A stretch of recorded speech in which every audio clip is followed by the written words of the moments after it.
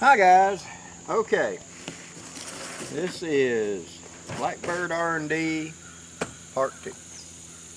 Okay, I recently showed you a little glimpse into my idea of where I was doing my rucksack conversion a little bit, and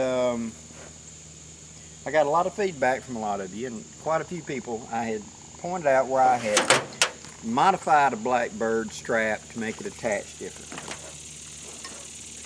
And quite a few of you said that you would prefer it if it was where just a standard Blackbird would hook to the bag.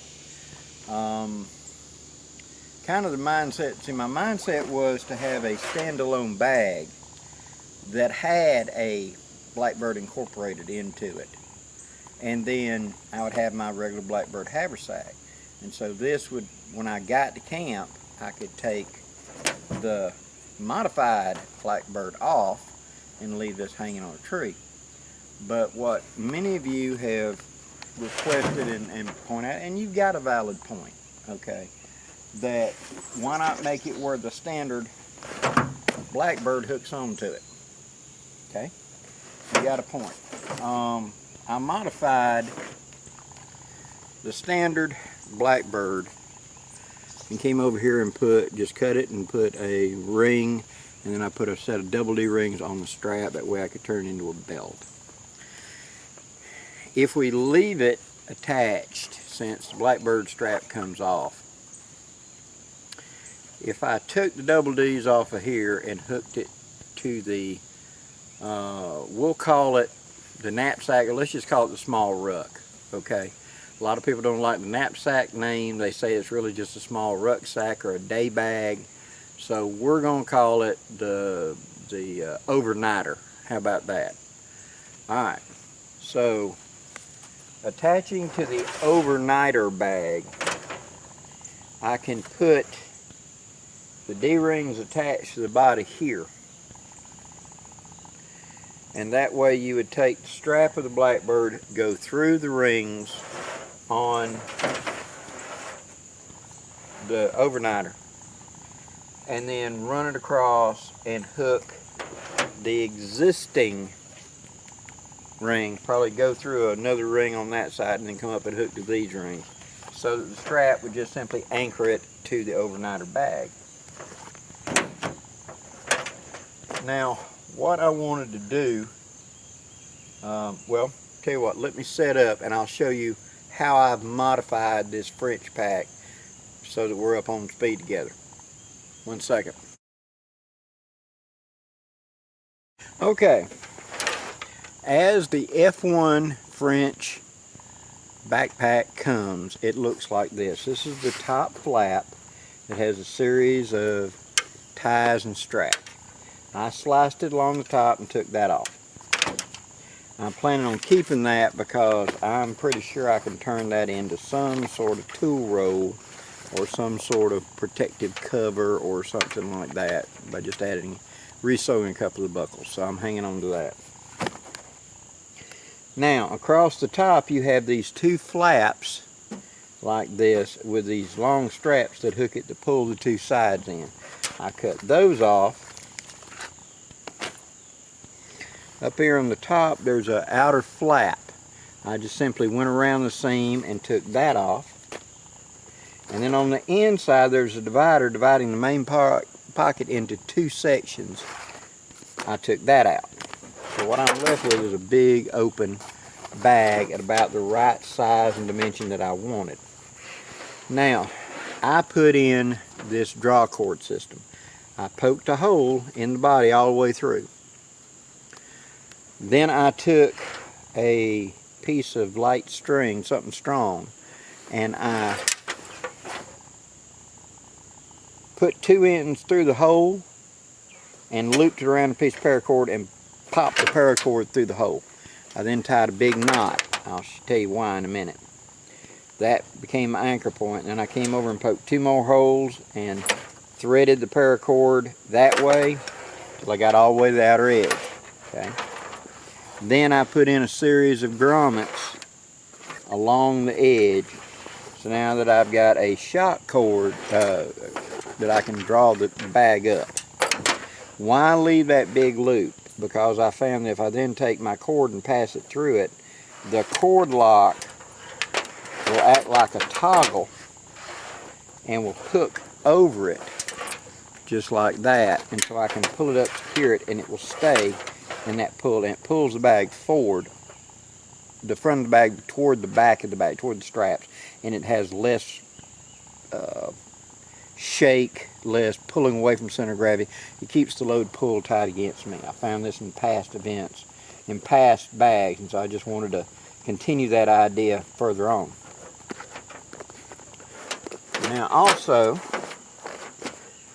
on the bottom there were a series of canvas straps and a pocket for a battery for the military. I cut those off, and any extra little buckles I didn't need, I cut those off. So that's what we've done thus far to the French F1. That's how I've modified it to get it to where I'm at. Of course, what I'm doing right now is prototyping. I want a bag that's, I'd say about one hand's depth, okay? That's about this size, because I can put enough gear in that for an overnighter. I can easily put my tarp in, my hammock in, my foodstuffs, my little stove, whatever I need for a 48-hour period. By my 10Cs and all being covered with my haversack, I want to duplicate certain things like fire and etc. into my overnight bag, but at the same time not be carrying two of everything, you know what I mean? That's one of the reasons I was going to do a dedicated Blackbird to it, because my everyday Blackbird, I carry a hammock, I carry a small tarp, I carry etc. to have my 10Cs plus that ability. It would kind of be, you know, when you think about it, then you're going to go overnight and carry another hammock, another tarp. You see what I'm saying? I didn't want to have to keep breaking down my haversack by pulling stuff out that I wasn't going to need on this adventure. I wanted a standalone. So, for my mind, I was going to just take another haversack and set it up. That way it would have basically the 10Cs, but the sleeping shelter and the cover element would go into the bigger bag, thus freeing up space in the haversack. Now, having said that, like I said, many of you have asked, could you just make it where the haversack just attaches to it and not have a separate haversack? Okay, all right, you do have a very valid point. So I will adjust this now where a standard Blackbird will fit it. Okay, will hook to it. Underneath, I left the straps so you can put a bedroll, something like a blanket, something like could be hooked under here. Something small and compact, or have these anchor points right here where I could put bushcraft zip ties and therefore hook it to a much bigger. The pocket in the back here, right now I just got a piece of bubble wrap folded up in it, but an emergency space blanket fits in there. And that's one of the things that I like, something I can pull out when I get to sit down for a minute. A clean area to be able to sit down and kind of keep the bugs off me a minute, be able to cook lunch or whatever when I'm on the move. So not having to completely unpack everything.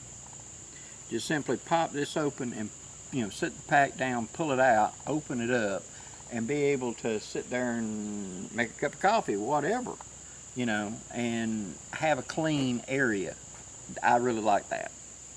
And then be able to, with not a lot of fuss, fold it back up and slide it back in the bag and seal it up, throw it back on and go back. I like nice fluid motion here. So that's where I'm coming from, that mindset. Now the straps are adequate for what the load bearer is going to be on this, I'm pretty sure. But I'm pretty sure I'm going to eliminate this big old, what they call a quick disconnect. That thing probably weighs 4 or 5 ounces. It's heavy steel. and it's just not needed. I'll probably take it off and just reattach this strap up here above it. I've got more than enough clearance for that. And it's just where we're going. And like I said, there's going to be a live video coming soon, where me and Dan Lutz are going to sit down and fully flesh out what we need. You know, he's my best, he's one of the best sounding boards to me, because he got a lot of similar experience than I do, and he'll ask those questions. Well, Blackie, how about this? How about that? What are you carrying for this? If that happens, what do you got for that? And so he's a great source of figuring out what I might not see right off the top of my head. Now, my kit's pretty much dialed in after, you know, basically 45 years of doing this type of stuff. Yeah, I'm kind of dialed in what I really need and what I don't need. It's kind of amazing to people how I can get by with so little, but it's because of my experience. I can literally, if you just give me the food and a hammock and a tarp and my knife and stuff and an ability to make fire, I'm good.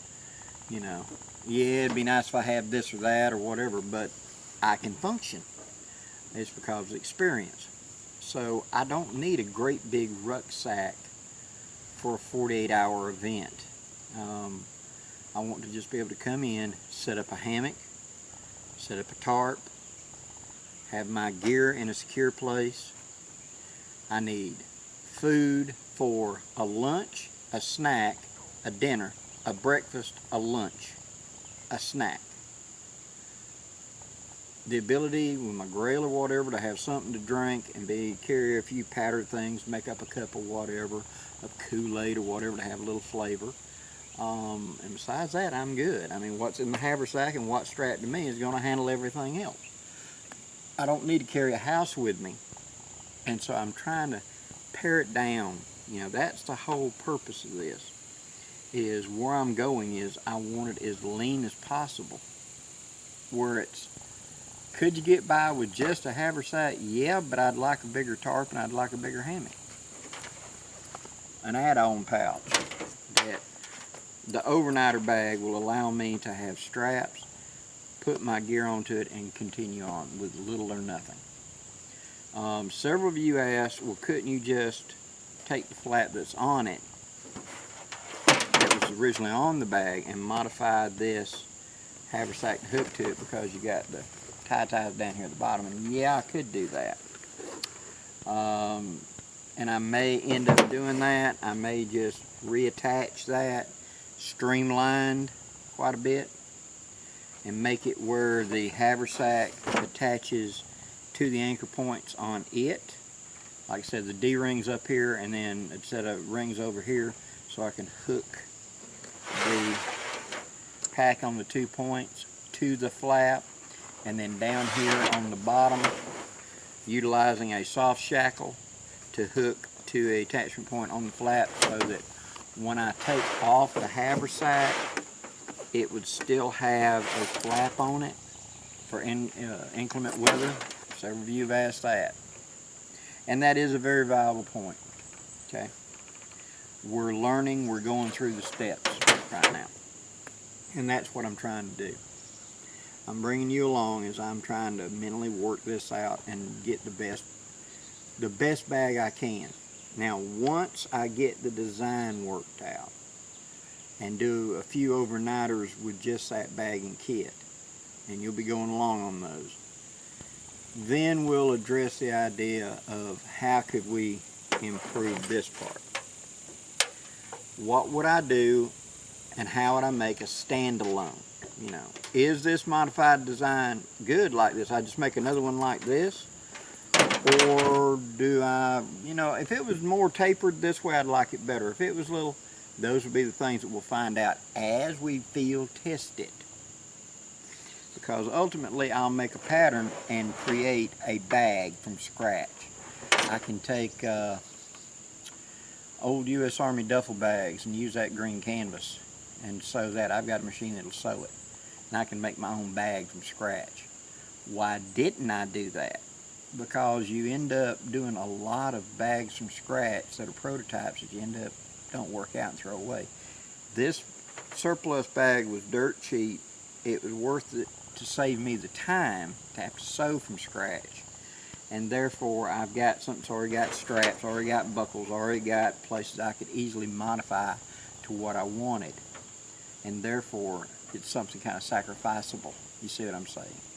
Once we dial in the design, then we'll talk about scratch building, and eventually what it'll be a scratch built bag, probably made out of this same canvas, that will function as the overnighter bag, function as a independent small rucksack, and be something that when I get to camp, I take my haversack off, it goes on the tree, I set up camp, and now it's just me and my haversack.